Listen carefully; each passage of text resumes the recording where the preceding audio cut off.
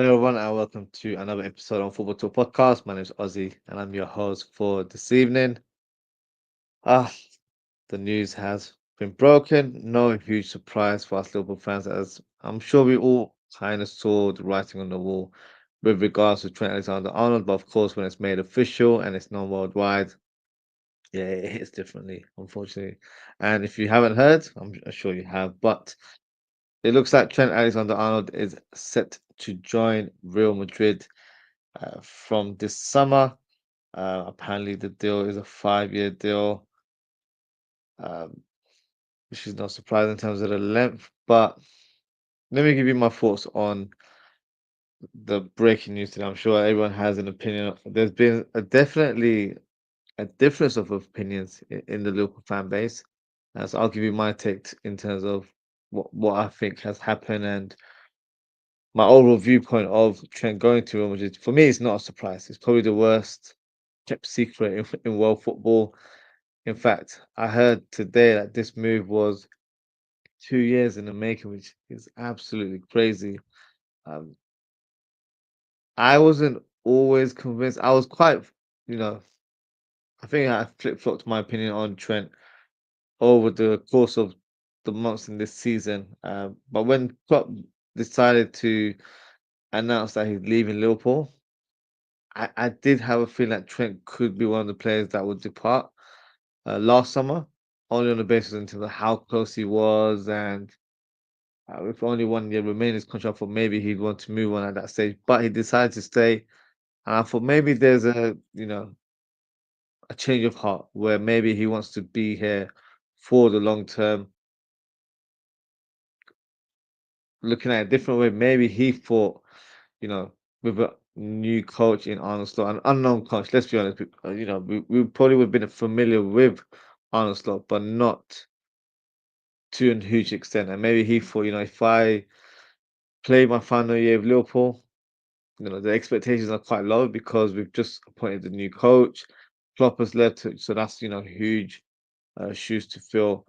So many people aren't expecting Liverpool to compete for the top four, and I'm sure you saw media outlets and content creators making predictions before the season began, and a lot of rival content creators, especially, were suggesting that Liverpool wouldn't even make top four. Forget top four; they were saying Liverpool would be sixth, seventh, eighth. That was the kind of predictions we were hearing. So when you're hearing that amongst the neutrals, then you're thinking maybe this is a transitional sort of season for Liverpool where they've gone from Klopp to Slot, and it's going to take time for his philosophy to kind of be embedded within the squad.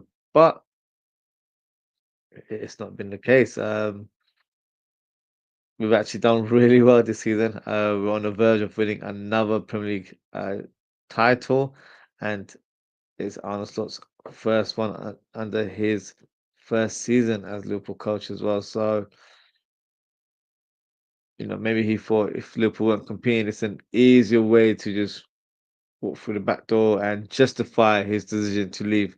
I want to win trophies, I want to compete, and unfortunately, Liverpool are going through a transitional period that might not, be right for me in my career at this stage. But obviously, that's not how it's panned out because Liverpool have been competing this year. Of course, we've had an awful week where we got knocked out of the Champions League and then we lost the Carabao Cup final.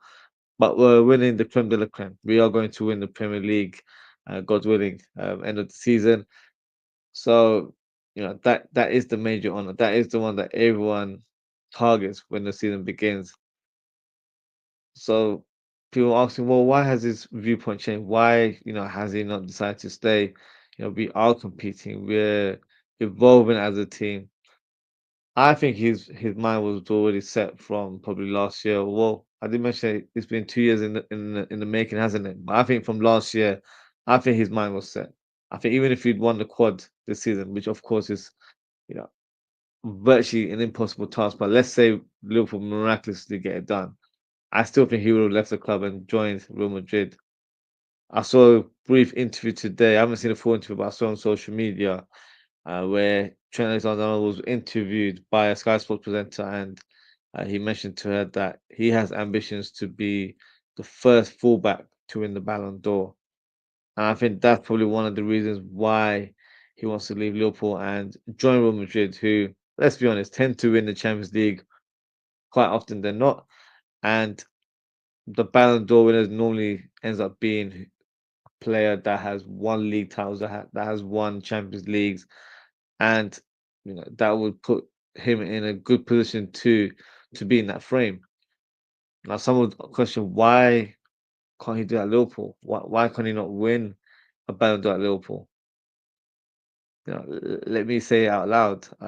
He could, but we're not Real Madrid, whether you like to hear it or not. We're not serial winners like Real Madrid. Real Madrid win league titles pretty much every year. Of course, they're the highest Champions League winners. They're double figures right now. So we're not that team. We are a big club. Yes, we've got a great fan base and all that sort of stuff, but we don't compete for the title. Well, we have been, I would say, especially under Klopp, but we haven't won it every year. If that makes sense. This is going to be our second Premier League since the Premier League was, rebranded. So it goes to show it's always been a difficult task to win these sort of trophies. Real Madrid, they win it on a regular. When they don't, they react. They invest in the squad. They buy big players, and that gives them the sort of the resurgence to go again the next season. Liverpool don't do that, or under FSG, we haven't done that. We've won league titles, we've won Champions League titles, but our summer following those fantastic triumphs end up being mediocre. We end up signing, as an example, after the Champions League, we signed Adrian, Harvey Elliott. Like, these are players you don't sign to send a message to the world, because when you win a big title like a Champions League or Premier League, you want to send out a statement to your rivals that, look, we've won the big trophy here. We're in business now. But if you're not recruiting, you're not presenting that fear factor to other teams. So I think with Trent, he's got personal ambitions, and I've seen quite a few interviews of him this season, and he's been quite reflective. Where he's won a lot of trophies at Liverpool. We say as Liverpool fans, he's won the lot, and he has. But I think for him, he wants to do it on a more regular basis. But at the same time, I get the impression that he doesn't believe we will be competing every year for the title under FSG. And it is what it is. FSG, whether you like them or not, I don't think they have shown ambition over the years. I don't think they invest enough in the squad when they should be doing, especially when you're in a winning position. I think the model that we have under FSG is more suited for a team that's kind of like the underdog, that's not got high expectations, but we're Liverpool Football Club. We've got heritage. When we win this Premier League title, we've won 20, which will equal the points tally that Manchester United have. So, that's bragging rights, taken away from our noisy neighbours. So, Liverpool, you know, under FSG, it's a time where I'm a little bit confused going forward, because with Trent leaving, I don't know what the vision is for the club right now, and that's probably what he sees as a player. It's not very crystal clear. We're still not sure about the future of Van Dijk and Mohamed Salah. Within the club, they might be, but as outside as fans, we're not really sure. So who knows in terms of what the future holds? But I think in terms of him going to Real Madrid, Real Madrid is one of those clubs, and a lot of people always label as South American players as the ones that can't say no to Real Madrid or can't say no to Barcelona. It's not just the South American players; it's world football as well. Real Madrid and Barcelona are the two biggest teams in world football. Let's not beat around the bush. So generally, when Real Madrid knock on someone's door to sign a player, most of the time they get the player. So if they've been doing the groundwork for the last 2 years, I'm sure Jude Bellingham's had a hand to get him on board. Of course, it's his best mate. So that doesn't help, in terms of why he's decided to move over. Because obviously we were trying to sign Jude Bellingham at one time as well. But we're not the same kind of team as Real Madrid. As hard as it is to say out loud, they're serial winners. Whenever they have an off season, so when I say off season, maybe they out of two, three trophies, they only won one. The president reacts immediately. He shows ambition and tries to sign the best top talent out there every summer. So a lot of fans are quite annoyed about this sort of angle of Trent's where you know he's saying that he's got ambitions and maybe the club doesn't align with his ambitions. I understand it. You've got to take away your sort of love for Liverpool. You have to think as a neutral. You have to think on a human level. You know, he dreamed of playing for Liverpool. It was his boyhood club. It is his boyhood club. I shouldn't say it like that, but end of the day, it's his job now. So for him, he's trying to think. I'm trying to reach new heights. I'm trying to change the game, which he has done as a right back. We've never seen a right back like Trent Alexander-Arnold. I'm not just talking about this country. I'm talking about world football. So when he's a special talent, a generational talent, like he is, he's going to have different aspirations. He wants to be the first fullback to win a Ballon d'Or, and I feel if he does that, it's going to be very difficult for anyone to match that because it's never been done. So honestly, some may not like to hear what I'm about to say. I'm not completely mad at Trent for making the decision to leave the club. I think FSG have let us down with not investing enough in the squad and allowing us to compete on a more regular basis. There's been occasions in the last few years where, we've just missed out on securing a league title due to 1 or 2 points, or we've just missed out on a cup final. If we were given the funds to sign an extra player or two to have a complete squad, because for us, we have to sell to buy to try and make up the numbers. But it'd be nice for us to just, buy players to have a complete squad for us to rotate and, you know, switch this team around when required. We've never done that, so who knows how many trophies we could have actually, gained over the last 10 or so years under this FSG ownership. But look, big question about Trent Alexander leaving Liverpool. Does this tarnish his legacy? For me, not entirely. But because of the manner on, how this news broke today and how, he's leaving the club, it's going to leave a sour taste to a lot of Liverpool fans. And I completely understand, especially, I'm not Scouse. I'm born and raised in London. So if you're a Scouser, you're gonna feel it a little bit more than what I'm feeling because, he's one of their own. And he's always spoken very strongly about the people around him, the city, where he's grown up. So when he's speaking, in that kind of magnitude, you're thinking, he's Liverpool through and through. So you couldn't even envision him to think outside the box to be like, "Do you know what? I want to be bigger than what I am right now. I want to challenge myself and try and be the best ever to do it." And that's what he's doing right now. But, you know, what we can't do is disregard what he's done for the club and what he's achieved at Liverpool. He's won the lot, as I previously mentioned. But am I disappointed that he's leaving? Absolutely. He's a generational talent. I'm not going to not say that anymore because he's not longer going to be a Liverpool player. He is a generational talent. And quite frankly, we can't find a like for like replacement for Trent Alexander-Arnold. It's virtually impossible. So Liverpool, in terms of thinking about the future, will need to come up with another plan to replace Trent in the team.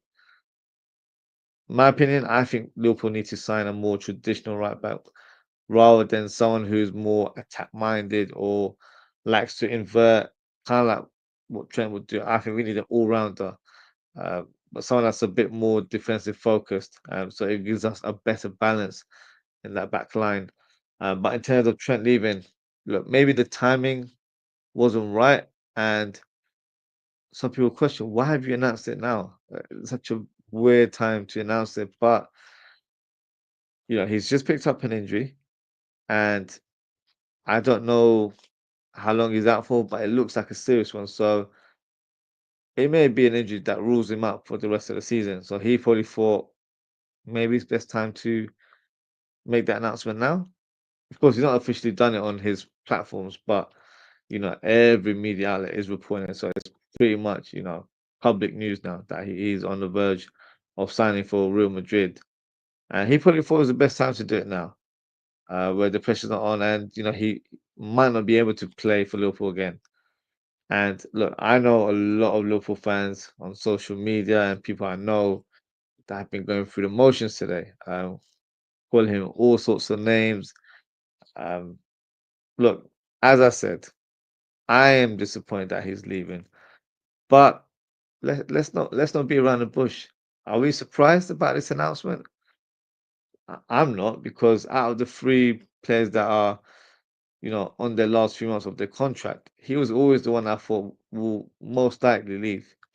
So it was always destined for him to leave the club just because of his personality in terms of what he is. And of course, he's quite young. He's 25, 26. So he's got a lot of years, for him to really achieve, the heights that he aspires to do. So look, all I can say is, I do wish him the best, but I say it with a heavy heart, as I don't like to see our best players leave the club.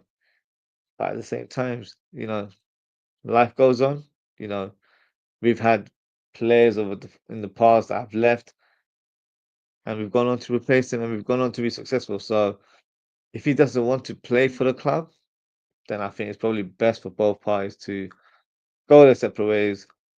Trent could go and finalize his move to Real Madrid and play with his best mate Jude Bellingham, and Liverpool can go on and try and recruit someone to replace him in the lineup, and you know hopefully start a new era under Arne Slot. Because let's be honest, this summer, everyone's reporting it. It's going to be a big summer, but when they say big summer, I think it's more so a lot of players leaving, and you know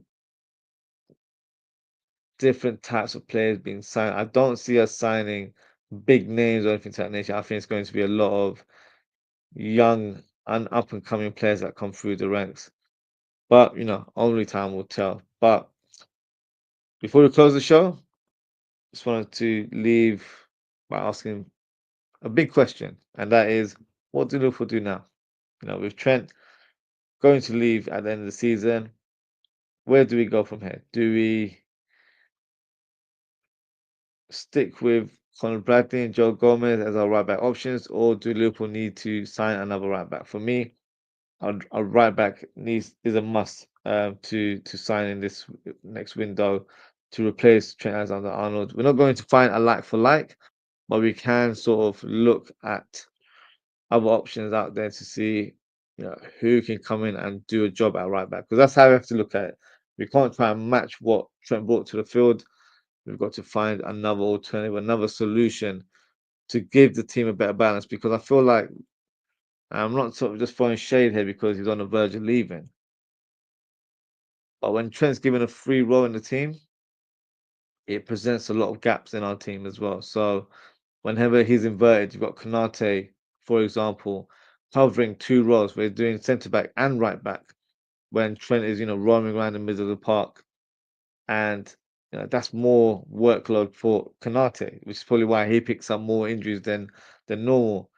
And then when he goes a bit more advanced in a sort of like a wing back type role where he's attacking down that byline, you've got your right-sided number 8, who generally has been Szoboszlai, covering his position as well. So, a lot of criticism on Szoboszlai this season and previous as well, to be fair, that he doesn't get enough goals. But the thing is, he's doing a job to cover for Trent, because obviously he's got the elite passing range, and you've got to try and utilize your best players' assets, and that's what we were doing. We were trying to get the most of Trent's playmaking ability and try and unlock um, stubborn defenses, and that's what Trent brought to the team. So now, if we were to sign a more traditional right back, that might give us a better balance in the team. I'm trying to just, look at the positives here because if you've got an all-rounder, you've got someone that can defend, that can attack, but at the same time, you're not going to have someone that's going to invert or go on marauding runs and leave gaps on that right hand side. I feel like a more balanced right back will give us more balance in the team. So I think whoever we sign is going to be very, very important. So I'm going to present a few names. I did a show last week called Liverpool Squad Talk where I'm analyzing each department. So I did goalkeepers and defenders last year, and also presented potential targets, I should say, for Liverpool that I think they should be looking at to recruiting in the summer. So I did my defenders edition last week. So I'll just extract some of that and then present it to you guys now and see who could fit the bill for us going forward. Um, so the first name, which I probably should have erased, but he's there now, is Hakimi, and Hakimi on paper for me would have been the sort of perfect replacement for Trent because I feel like they're very similar in terms of how they play. He's got great experience as well, similar age range, I believe, as well. But r- it won't happen for two reasons. One, he's just signed a new contract with PSG. I think it's going to expire in about 4 years' time. So yeah, if you're going to go for him, you're going to have to end up paying a crazy premium price, which Liverpool aren't going to do. And of course, we played PSG a week or two ago, and apparently Hakimi placed the PSG flag in the middle of the pitch in celebration, of PSG winning and trying to do it in front of the Liverpool crowd, which of course didn't go down very well. So I hadn't seen it until I don't think it was televised, but a lot of fans that were in the stadium, you know, expressed themselves after the game when there was a lot of like content creators doing fan cams and all that sort of stuff. So yeah, for me, that rules him out. But yeah, on paper would have been the good fit for us, but not a realistic target. Wesley, another player that's been linked to us from Brazil, very attack-minded fullback. I would have some reservations in terms of his defensive responsibilities, but he has been linked to the club. He could be an interesting option where, you know, he might not be like Trent in terms of his passing range, but his attacking output and his sort of attacking runs and overlapping runs as well on that right hand side may present a different form of attack rather than direct passing that Trent would normally do. So he's an interesting one, but I'm not sure if he's the right one for us to go for. Pedro Porro would make a lot more sense. He's a current Premier League player playing for Tottenham, 25 years of age, I believe, experience. Also the right back for the Spanish national team. Good all-rounder, uh, decent defender, attacking wise, decent with crossing, not the best. I do feel like he's one of those players that just hopes uh, whenever he hits a cross, he's just like hopes that someone will get on the end of it. Has a shot on him, so he can definitely um, score a few bangers here and there. But let's not forget who he plays for. He plays for Tottenham, and they've got Daniel Levy as their main negotiator. So he's not an easy person to deal with. So if you're trying to get Pedro Porro, minimum you're trying to get for about 50 million, 60 million pounds. I don't think he's worth it, and I don't think that's the price range that Liverpool would want to spend on a right back. So for me, on paper, would be a great option, but I don't think it's a realistic one due to who we have to deal with in order to get that deal done. Now, this player is someone that I believe we may be in the hunt for, and that is Agiviro. I don't know if it's Riyad or Reed. I need to make sure I pronounce his name properly, but I'm not sure what it is. But I will go with Reed for now. Um, He's broken into the final team. It's his opening season. So I don't think gave him his debut, but he definitely would have been familiar with the player watching him through the youth ranks at the club. Uh, Very interesting player. I've seen him in action. His standout performances this year actually has been in the Champions League when finally faced AC Milan, and he was up against Rafael Leao, who of course is probably one of the trickiest left wingers in world football, and he kept him quiet in both legs, not just one or two. He did it in both games. So he's a very interesting profile, all rounder. I think he's got about 6 assists this season as well. So he's definitely got a good passing range on him. Um, Young, he's 18. I think he's going to turn 19 in June. But I think this is the sort of profile we're going to go for. We're not going to go for sort of like a mid-20 player that's experienced because you end up paying a bit more on a premium. This is player, in my opinion, he's probably the next one up, the next big thing to come from the Netherlands. So why not try and get him before that ship is sailed? Because if he's signed by another club, let's say a team in the Premier League signs him, like a Newcastle or Brighton or one of those type of clubs, for us to sign him after one season, we're gonna have to pay premium price. So why not get it before that even happens? So I feel like this is going to be one of our top targets for the right back position, and I wouldn't mind it. I would feel like it would be a good player to add to our squad. Whether he's slots in as a first teamer straight away remains to be seen. Because of course he'll need to prove his worth and prove that he is the guy to make that right back position his own.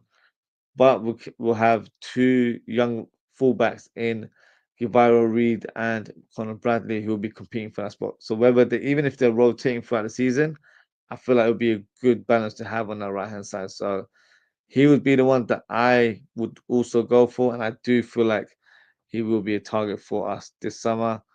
Tino Livramento, of course, has had a great season for Newcastle. Um, has shown his versatility this season, playing left back on a few occasions as well. I don't think they'd want to part ways with him. He's definitely one of their prize assets in that team. Displaced Trippier early in the season at right back, so if he's doing that, they definitely rate him very highly. So this is not a realistic target, but in terms of profile, he's a good player. Julius Kunde definitely more of a dream signing than anything else. But when I do these sort of transfer target shows, I do like to put one or two players out there to just put in the atmosphere and see if I can manifest it and make it happen and make it to for it to come into reality. Whether that happens, I pretty much doubt it. But he would be the sort of perfect fullback for us to have. Um, Defensive minded, but really good all rounder, can contribute in terms of goals and assists. So he would be the ideal one. I don't think he's a realistic target. He's very much settled in Barcelona, and I don't see him wanting to leave La Liga anytime soon. Ola Aina has had a fantastic season for Nottingham Forest and is on his last few months of his contract. So he'll be a free transfer from June. Now, big question is what does Ola Aina do? Does he sign an extension with his current club, which is Forest, who are, safe to say, on the verge of qualifying for a Champions League football? And, you know, why not extend your time there? I feel like that would be the right decision for the club and the player. Of course, for the club, because they signed Ola Aina on a free transfer, so they, signed him in a position where maybe he wasn't doing so well in his career. I think they signed him from Torino, then he was made into a free agent. So, they've given him a chance. They've given him a bit of a punt to resurrect his career, and he's definitely done that, and that is fair play to him. So, the right decision would be for him to extend that contract with the club and take Forest to the Champions League, which has never been done. So, it would be a big deal for him to do that. There was interest shown by Man City in the January window, so if he's getting interest from those type of clubs, maybe that will sway his decision and he might move elsewhere. But in terms of Liverpool, I don't think he's a profile that we'll be looking to sign. Do like him? I think he's a good player, just not the right one for Liverpool, unfortunately. Malo Gusto, another player that I quite like. Stylistically, I think he fits what we need. Uh, Flamboyant fullback can really attack that byline, but at the same time, defensively really good, especially in one-on-one duels. Probably doesn't have a high ratio in terms of goals and assists, but what he brings to the table, I feel like is what would add a good balance to our team. But let's not forget, he plays for Chelsea Football Club, and they won't want to deal with Liverpool anytime soon. So that's a no-go, unfortunately. Such a boy who came from Galatasaray, not has not had the best of opening seasons with Bayern Munich. In fact, a lot of fans are wanting him to be sold this summer. That's how much of a poor season he's had. But interesting player. I do like the look of him. I just don't know um, if he's sort of like first team material for us. If he came in as a backup for us for another fullback, then maybe so. But I don't know if he's got the quality to play week in week out. But um, could be available in the summer, so don't be surprised if he's linked with a move to Premier League because I think there are a few clubs that are in for a right back this summer. And the final one is Vanderson. Now he's an interesting player. I've had a watch of him in terms of I've watched a few compilations, and I'm definitely going to try and watch some live matches before the season closes. He looks very interesting, very attack minded, but defensively very sound as well. I've seen him score a few good goals. I've seen him make punching tackles, so it fits the bill. So he could be a serious option as well. I think if Liverpool wanted, um, someone with a bit more experience in comparison to Guevara Reed, then maybe Vanderson is the one to go for. Uh, 23 years of age, that's a good age to sign someone who's played enough football over the years. So for me, it'd be very interesting. He's been in France for the last 3 years, so he's gotten accustomed to playing European football. So for me, if it's not Guevara, I think Van der Sen would be the right one, and he's a very versatile player. Can play right back, can play wing back. So if we decide to switch our formation a little bit, he can definitely be an asset on that right hand side. Um, so yeah, those are some suggestions. You're probably thinking I've forgotten one, which has been a player that we've been strongly linked to, and that is Jeremy Frimpong. The reason why I've not added him here is because I don't think he's a right back option for us. If we were to sign him, I think he'll be signed more as a right winger rather than a right back. Now you're probably thinking, well, Mohamed Salah plays there. Why would we sign another right winger? There's no certainty that Salah will stay. So if Salah was to leave, I don't think we're going to sign a like for like player for Salah. So it would be where we're trying to sign a different profile. And I think Jeremy Frimpong could be that guy that plays on that right wing. And if he's playing as an out and out winger, that would also suggest that Liverpool are trying to sign a more out and out number nine, which I think would add the balance that we need in this team. So this is going to be a big summer for us because there's a lot of players linked with us. And it's not just getting names; it's getting the right profiles. And for example, if Frimpong was to be signed as a right back, I doubt we'll get Kirkers on the left side because that is just for us. That's suicidal for us to have two very attack-minded fullbacks in the same team, unless we play with a number six, which we don't really have right now. But that's probably another conversation for another day. But once we sign one or two players, it will try and indicate to see how the team will set up because there's going to be a lot of changes in the squad. Of course, Trent now is probably the first one that we know is set to depart. Strong rumors about Darwin Núñez, Luis Diaz, Diogo Jota's future is uncertain right now.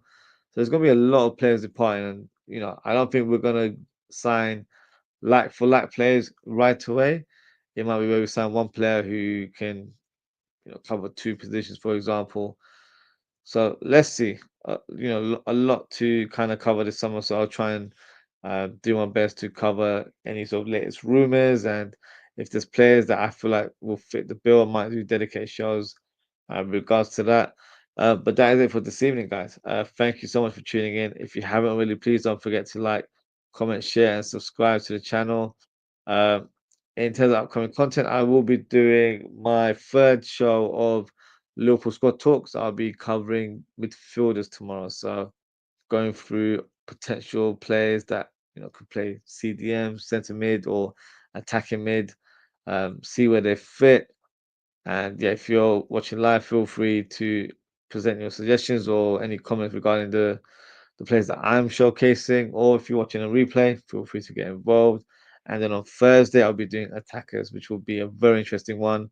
And I'll be covering wingers and strikers. So that's definitely going to be the market I think we will be investing in quite a bit this summer. So let's see, what potential targets are out there, and we could try and paint a picture in terms of what the future holds for Liverpool next season. So only time will tell. But that is it for today, guys. Thank you so much for tuning in. Take care, stay safe, and I hope to speak with you all very, very soon. Bye.